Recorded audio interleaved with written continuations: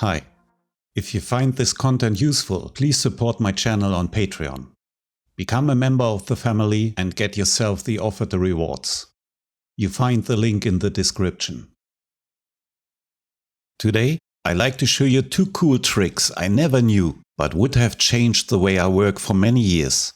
And I bet many of you are in the same boat. I am super excited about them. It's like having a new toy.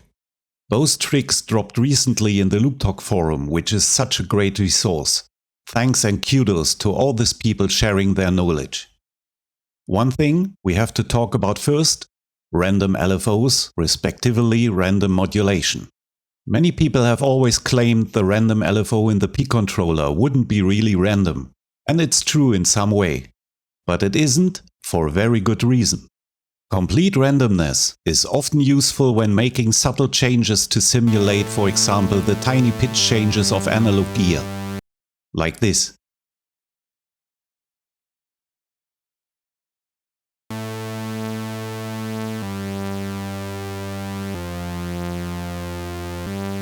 Which is not really noticeable in the foreground, but makes the sound interesting behind the scenes. When it comes to more obvious changes though, for example modulating very noticeable parameters like the cutoff of a bandpass filter, so-called controlled randomness, a kind of repeatable pattern so to speak, is mostly preferred by the listener, and complete randomness would sound too chaotic over the duration of a song. We enjoy hearing what we like multiple times, not just once. But now we are in trouble. In every synth, every DAW, every effect plugin which offers random modulation sources, there is no controlled randomness. Either random, which means it sounds different every time you play the part,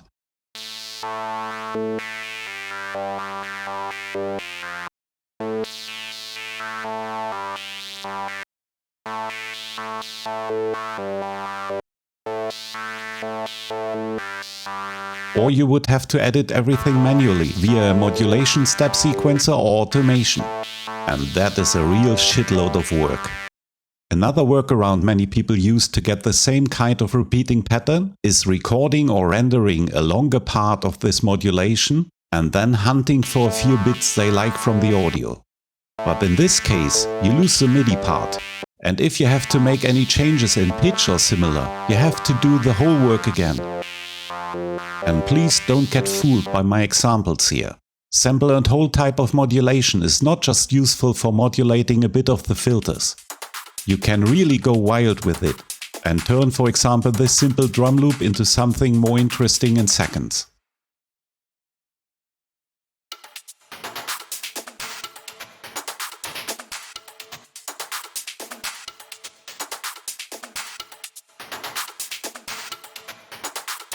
That's why ImageLine wanted to make it different.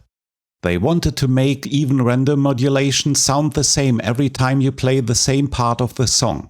And that makes sense. Nucleon posted, the idea is you get the same pattern you expect each time you play as you are composing your song.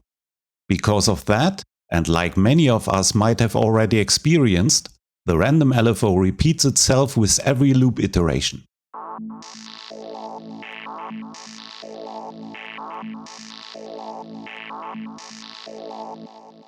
But this repeating behavior relates only to looped sections.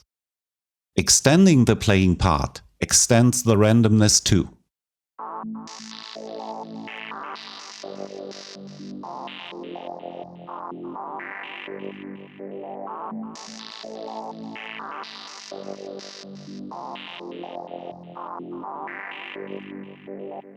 Having this said and out of the way, let's get into the first feature I never ever heard before, and which is really a game changer in my opinion.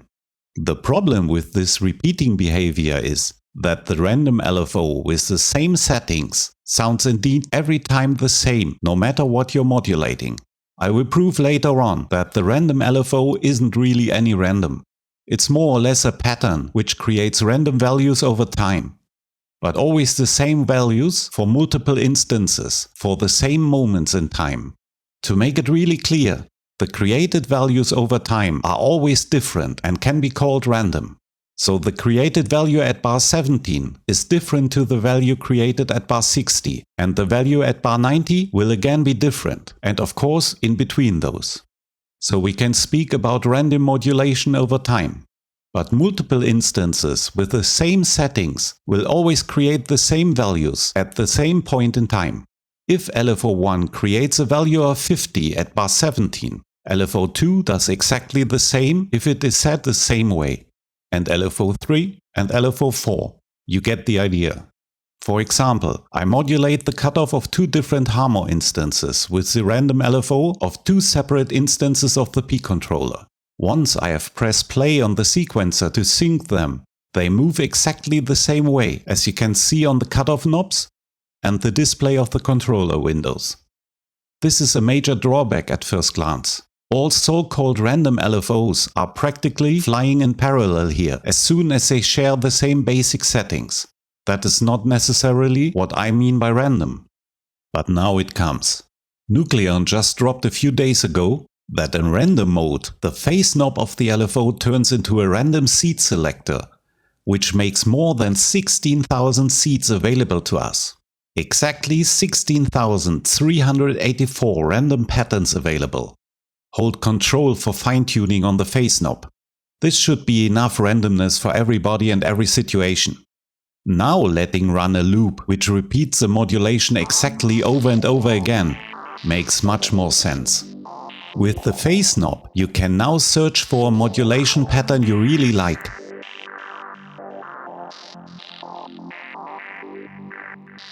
And it will sound the same always you play this section again.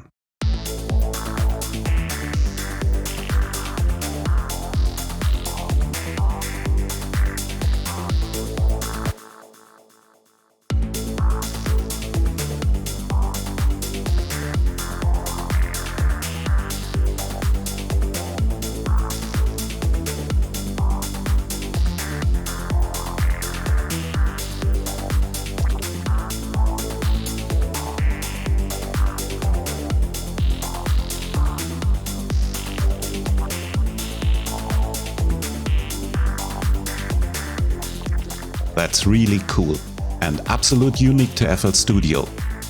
No other DAW, no instrument, no effect plugin offers a feature like that. Controlled randomness at its best. Great job, ImageLine.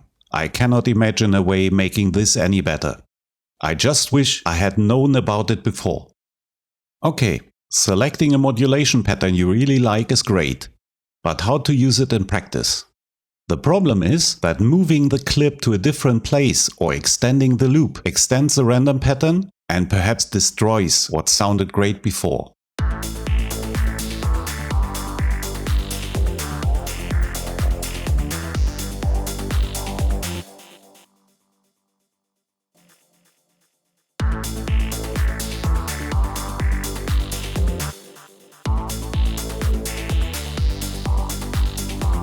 Well, one way would be to automate the phase knob with a hold curve with the setting you liked before. And when it comes to the point where you don't like it anymore, just try a different setting. If you found one, copy the value, insert a point when the pattern shall change, and paste the value of the phase knob to the automation node. Or we come to the second cool trick I completely overlooked the last 14 years of using FL Studio.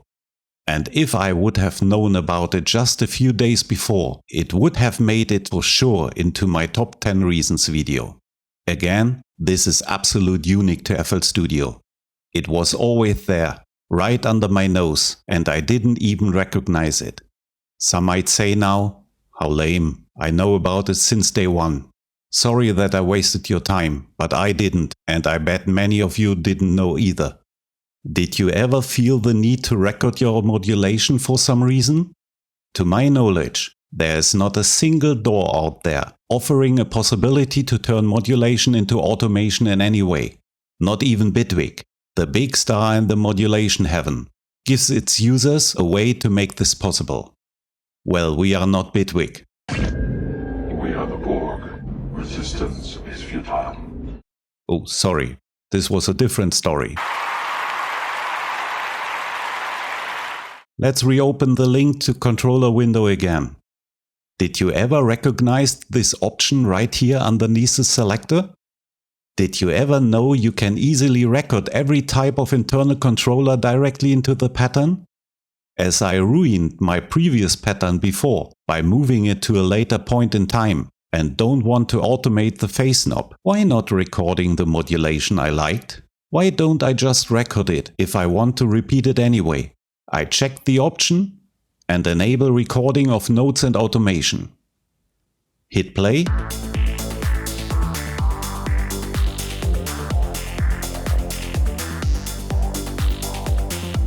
And here we go. The sample and hold modulation got recorded directly into the pattern. Just a quick duplicating of the real-time modulated hammer that we can compare the two versions. On the one I recorded the modulation already, I deactivate the link to the P-controller's LFO.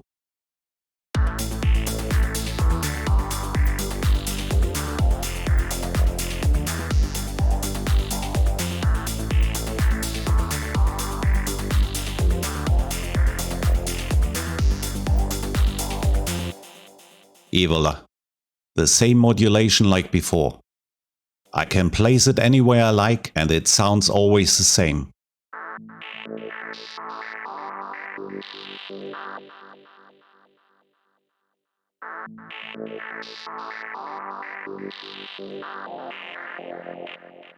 I can edit the modulation directly as events.